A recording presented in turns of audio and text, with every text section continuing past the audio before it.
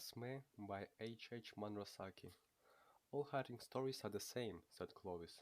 Just as all turf stories are the same, and all. My hunting story isn't a bit like you. A bit like any you will.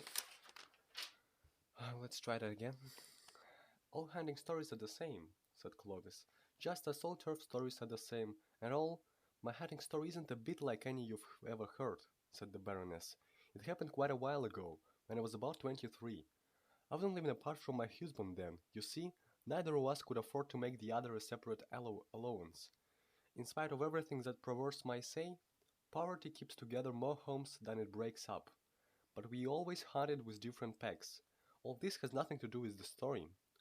We haven't arrived at the meet yet. I suppose there was a meet, said Clovis. Of course there was a meet, said the Baroness. All the usual crowd were there, especially Constance Broadel. Constance is one of those strapping florid girls that go so well with autumn scenery or Christmas decorations in church. I feel a presentiment that something dreadful is going to happen, she said to me. Am I looking pale? She was looking about as pale as a beetroot that had suddenly heard bad news. You're looking nicer than usual, I said, but that's so easy of you. Before she had got the right bearings of this remark, we had settled down to business. Hans had found a fox lying out in some gorse bushes. I knew it, said Clovis. In every fox hunting story that I've ever heard, there's been a fox and some gorse bushes. Constance and I were well mounted, continued the Baroness serenely, and we had no difficulty in keeping ourselves in the first flight, though it was a fairly stiff run.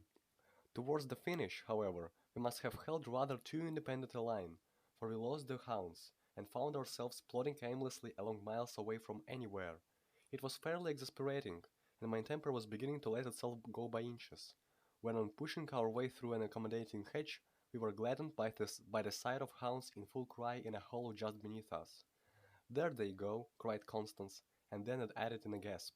In heaven's name, what are they hunting? It was certainly no mortal fox.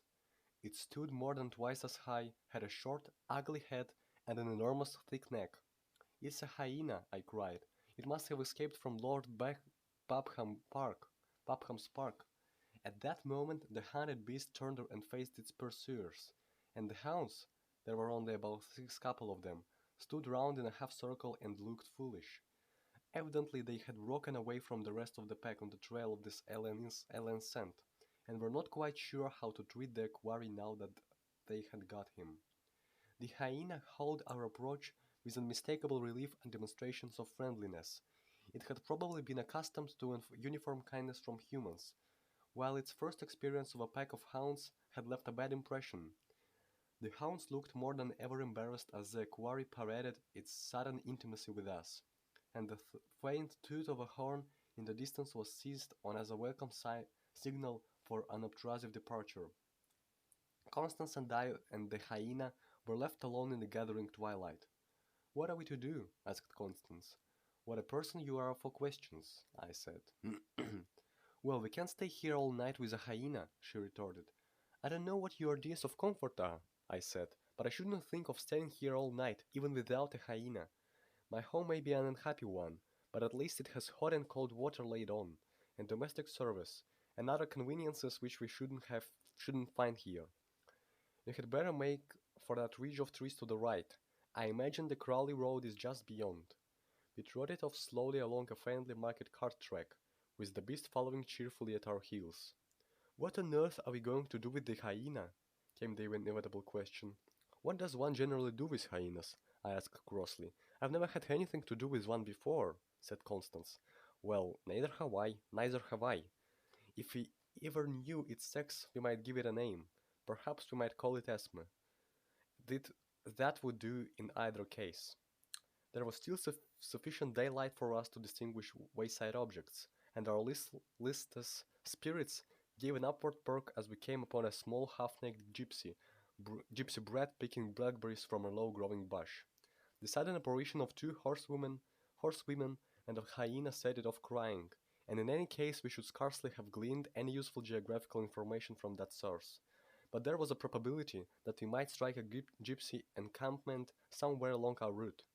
We rode on hopefully, but uneventfully for another mile or so. "I wonder what the child was doing there," said Constance presently, Picking blackberries, obviously. I don't like the way it cried, pursued Constance. Somehow its voice keeps ringing in my ears. I did not chide Constance for her morbid fancies. As a matter of fact, the same sensation of being pursued by a persistent fretful boil had been forcing itself on my rather overtired nerves. For company's sake, I hallooed to Esme, who had lagged somewhat behind. With a few springy bounds, he drew up level, and then shot past us. Shot past us. The wailing accompaniment was explained. Accompaniment, accompaniment was explained. The gypsy child was firmly and expected painfully held in his jaws. Merciful heaven! Screamed Constance. What on earth shall we do? What are we to do? I'm perfectly certain that at the last judgment Constance will ask more questions than any of the examining seraphs. Can't we do something? She persisted tearfully, as Esme cantered easily along in front of our tired horses. Personally, I was doing everything that occurred to me at the moment. I stormed and scolded and coaxed in English and French and gamekeeper language. I made absurd, ineffectual cuts in the air with my thongless hunting crop. I hurled my sandwich case at the brute. In fact, I really don't know what more I could have done. And still we lumbered on through the deepening dusk, with that dark uncouth shape lumbering ahead of us, and the drone of lugubrious music floating in our ears. Suddenly Esme bounded outside into some thick bushes, where we could not follow. The wail rose to a shriek and then stopped it altogether. This part of the story I always hurry over, because it is really rather horrible.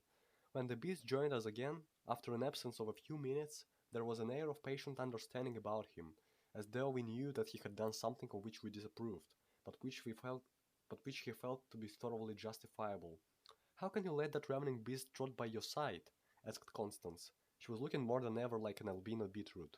"In the first place, I can prevent it," I said, "and in the second place, whatever else he may be, I doubt if he's ravening at the present moment." Constance shuddered. "Do you think the poor little thing suffers much?" came another of her futile questions. "The indications were all that way," I said. "On the other hand, of course, it may have been crying from sheer temper. Children sometimes do." It was nearly pitch dark when we emerged suddenly into the high road. A flash of lights and the whir of a motor went past us at the same moment at uncomfortably close quarters. A thud and a sharp screeching yell followed a second later. The car drew up, and when I had ridden back to the spot, I found a young man bending over a dark, motionless mass lying by the roadside. "You have killed my Esme!" I, I exclaimed bitterly. "I'm so awfully sorry," said the young man. "I keep dogs myself, so I know what you must feel about it. I'll do anything I can in reparation." "Please bury him at once," I said. "That much I think I may ask of you." "Bring the spade, William," he called to the chauffeur. Evidently hasty roadside interments were contingencies that had been provided against. The digging of a sufficiently large grave took some little time. "I say what a magnificent fellow," "I say what a magnificent fellow," said the motorist as the corpse was rolled over into the trench. "I'm afraid he must have been rather a valuable animal." "He took second in the puppy class at Birmingham last year," I said resolutely. Constance snorted loudly. "Don't cry, dear," I said brokenly. "It was all over in a moment. He couldn't have suffered much." "Look here," said the young fellow desperately. "You simply must let me do something by way of reparation." I refused sweetly, but as he persisted I let him have my address. Of course we kept our own counsel as to the earlier episodes of the evening. Lord Pepham never advertised the loss of his hyena. When a strictly fruit-eating animal strayed from his park a year or two previously, he was called upon to give compensation in 11 cases of sheep worrying and practically to restock his neighbor's poultry yards, and an escaped hyena would have mounted up to something on the scale of a government grant. The gypsies were equally unobtrusive over their missing offspring. I don't suppose in large encampments they really know to a child or two how many they've got. The Baroness paused reflectively, and then continued. There was a sequel to their adventure, though. I got through the post of a There was a sequel to the adventure, though. I got through the post a charming little diamond brooch, with the name Esme set in a sprig of rosemary. Incidentally, too, I lost the friendship of Constance Broadell. You see, when I sold the brooch, I quite properly refused to give her any share of the proceeds. I pointed out that the Esme part of the affair was my own invention, and the hyena part of it belonged to Lord Upham, if it really was his hyena, of which, of course, I've no proof. That's it.